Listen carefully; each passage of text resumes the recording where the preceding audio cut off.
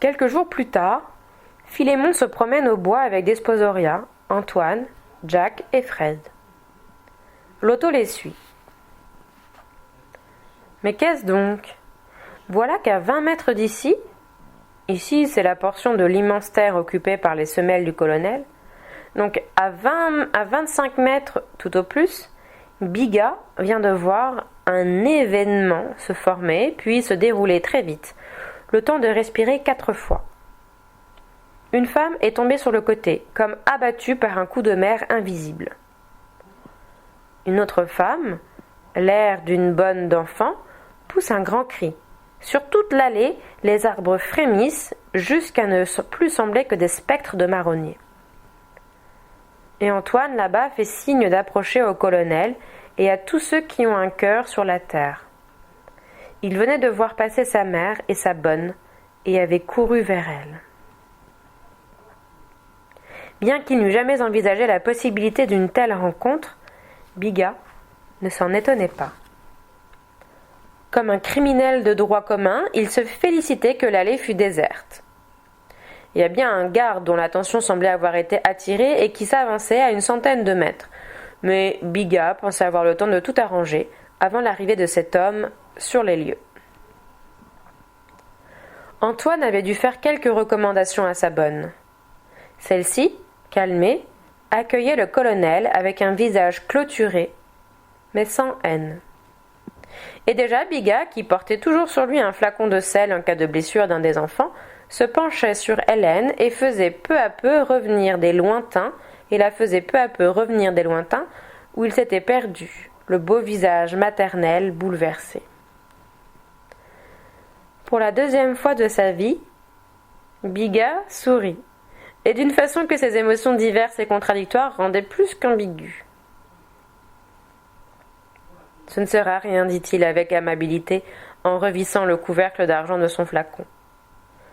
Rose allait donner des éclaircissements aux gardes, mais sa maîtresse l'arrêta d'un geste pâle. L'homme s'éloigna, le dos méfiant, et son pas faisait des réserves de toutes sortes.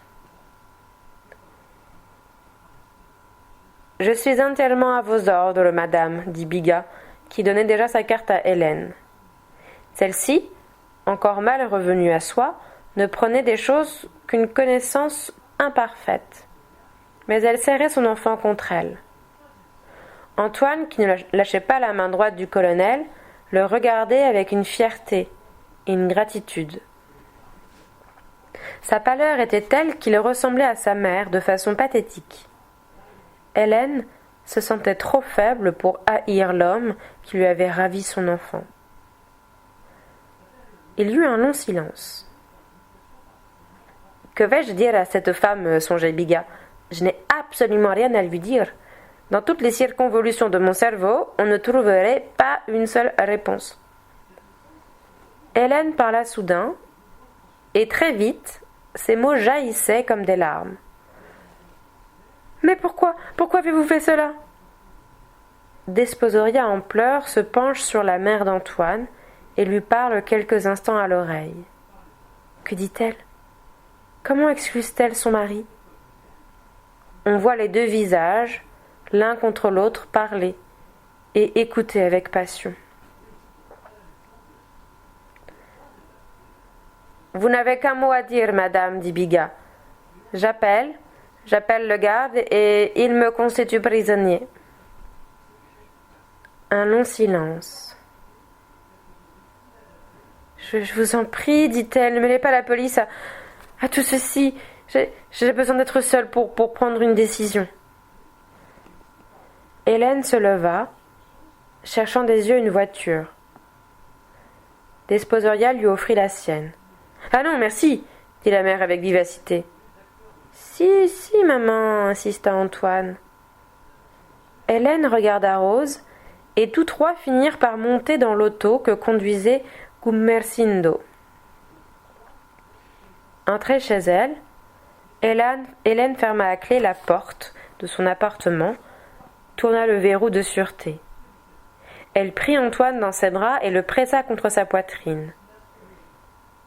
Elle allait lui dire « Raconte-moi tout, dis-moi ce qui s'est passé, vite, vite !» Mais son cœur physique protestait lugubrement dans les ténèbres de la chair. La joie le torturait comme la douleur. Il les confondait et les mélangeait dans une même souffrance. Elle entra dans sa chambre, enferma la porte, fit asseoir son fils. « Je suis un peu souffrante, mais reste près de moi, mon enfant. Amuse-toi avec ma boîte à gants. Te rappelles-tu que tu voulais les essayer l'autre jour et que je t'en avais empêché ?»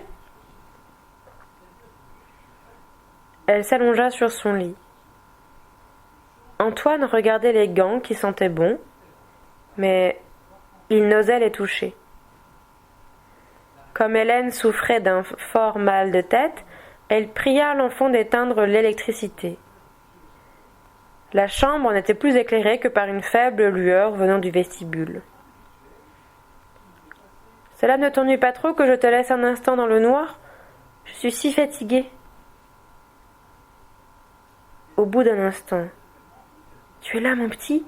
dit-elle. « Oh, ça ne va pas durer longtemps. Dans un moment, j'allumerai, et ce sera très drôle de se retrouver. En attendant, il n'est pas gai comme je l'aurais voulu, ce retour à la maison. Mais tu as vraiment retrouvé une maman toute neuve, quoique un peu fragile. » Pourquoi j'ai dit quoique, pensa-t-elle. Ah, que les mots me laissent tranquille quand je suis si près d'autre chose où ils périront tous d'un coup. Elle reprit avec l'impression très désagréable qu'elle ne savait pas parler aux enfants. « C'est une si merveilleuse joie pour moi que tu sois venu tout à l'heure alors que je ne t'avais pas aperçu. J'allais prendre par l'avenue Henri Martin. Je te remercierai jamais assez. » Elle était étonnée de l'accent cérémonieux de ses paroles. « Je suis bien égoïste de te garder là dans l'obscurité. Va t'amuser, mais ne t'éloigne pas. Reste dans le hall et monte sur ton tricycle qui fait un si joli bruit quand tu passes. » Angoissée de ne pas entendre son enfant lui répondre, elle se leva pour tourner le commutateur. La tête appuyée sur l'avant-bras, les lèvres au tapis où il s'était laissé glisser, Antoine dormait parmi une vingtaine de paires de gants noirs, blancs, gris, autour de lui répandus. Plusieurs portaient de courtes nervures. Desposoria fit prendre des nouvelles d'Hélène le lendemain matin et lui envoya une corbeille d'orchidées. Quelques jours après, Antoine demandait à sa mère de le laisser aller jouer avec les jumeaux chez le colonel. Hélène sursauta et cacha silencieusement son visage derrière ses mains fines. Après en avoir conféré avec Rose, elle accorda l'autorisation avec une facilité qui la déconcerta. Elle avait obtenu d'excellents renseignements sur le colonel et sa femme. Mais il fut convenu que la bonne ne quitterait pas l'enfant un seul instant. Elle en profiterait pour voir dans quel milieu il venait de passer ces 3 semaines. Rose revint si bien impressionnée de sa visite que le soir même, on téléphona simplement à la préfecture de police que l'enfant était retrouvé. « Chez qui ?» demanda avec sévérité une lourde voix au bout du fil. Mais soudain, tremblante, Rose raccrocha, sans trop comprendre pourquoi. Et sa maîtresse l'approuvait. Au bout d'un instant, on entendit de nouveau la sonnerie du téléphone. « Chez qui, madame ? Chez qui a-t-on retrouvé l'enfant ? On ne lance pas ainsi la police dans une affaire pour se refuser ensuite à toute précision. »« Chez un parent de province, dit Rose, catégorique. »« Fort bien, dit la voix ironique, fort bien. » Et on raccrocha.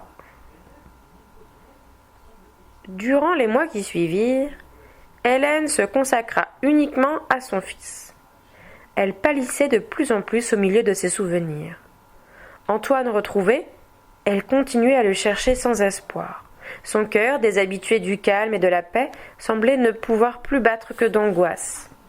Quand elle se levait pour se rendre d'une chambre à l'autre, elle le faisait avec une espèce de timidité de tout son corps, voulant se faire oublier de son cœur atteint d'une lésion grave. Elle évitait les gestes et d'élever la voix. Elle pensait: les morts sont jaloux, et non de reste qu'ils ne nous aient tirés à eux. L'un d'eux m'a saisi le cœur, et si bien qu'il me l'arrachera un de ces jours. Ah, je sens que je ne serai plus bientôt sur cette cheminée ou sur une autre qu'un portrait de morte. Elle n'osait guère interroger son fils sur son séjour chez les Bigas. La maladie la maintenait dans une opacité dont elle ne pouvait sortir. Il ne lui restait au loin qu'une frêle lumière. Celle-ci se débattait au bout d'un immense cierge. Un jour, 12 mois s'étaient écoulés depuis la disparition d'Antoine. Elle voulut à tout prix recevoir Bigas et sa femme, chez qui elle envoyait très souvent son fils avec Rose. Hélène, assise au salon, attendait depuis quelques instants les étrangers. Mais ce n'est que lorsqu'ils furent trouvés tous deux dans l'encadrement de la porte que son cœur comprit tout à coup, et dans un même temps, qu'ils allaient venir et qu'ils étaient là. Sous le choc, elle pencha la tête et tomba morte. Hélène s'était attendue à la mort, mais plus encore à quelque miracle qui l'eût fait vivre longtemps. Elle n'avait pas fait de testament. Le jour des obsèques, Antoine alla dès le matin chez le colonel où on le garda à déjeuner, à dîner. Et pour toujours, dit Bigas. Celui-ci s'engagea devant notaire, avec le consentement de la famille d'Hélène, laquelle habitait en province, à subvenir aux besoins de l'enfant jusqu'à sa majorité. Les parents de la morte s'imaginaient que ce riche étranger était l'amant d'Hélène et peut-être même le père d'Antoine. Longtemps, ils en chuchotèrent à 400 kilomètres de Paris et décidèrent de ne faire procéder à aucune enquête, de peur que le résultat n'en fût défavorable pour Bigas et qu'ils n'eussent à s'occuper de l'éducation d'un enfant qu'ils ne connaissaient pas et dont la fortune était bien moindre que la leur. Toute la famille du colonel, même les petits Jack et Fred, volés à Londres, prirent le deuil par décence, dit Bigas. Et le prote, voyant sa fille en noir, acheta un crêpe pour son chapeau. Longtemps, Bigas fut attristé par ce malheur et taraudé de scrupules. N'était-il pas le meurtrier d'Hélène? En vain se répétait-il: une vie humaine, cela ne devait compter pour un officier de carrière. Il était triste, sérieux et triste. Craignant tous les malheurs qui naissent spontanément de l'amour, il ne regardait plus Marcel qu'avec une indifférence très volontaire. Et c'est ainsi que, peu à peu, difficilement, 2 années passèrent au square Laborde et tout autour.